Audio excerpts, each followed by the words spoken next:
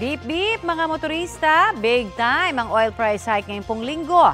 Sa anunsyo ng Sea Oil at Clean Fuel, madaragdagan ng 1 peso at 75 centavos ang kada litro ng diesel.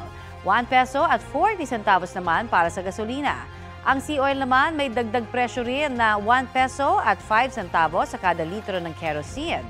Ngayong pong taon, ito na ang ika-14 na price hike sa diesel at ika-16 naman sa gasolina at ika-13 sa kerosene. Kapuso, para sa mga maiinit na balita, mag-subscribe sa GMA Integrated News sa YouTube. Sa mga kapuso naman abroad, subaybayan nyo kami sa GMA Pinoy TV at sa www.gmanews.tv.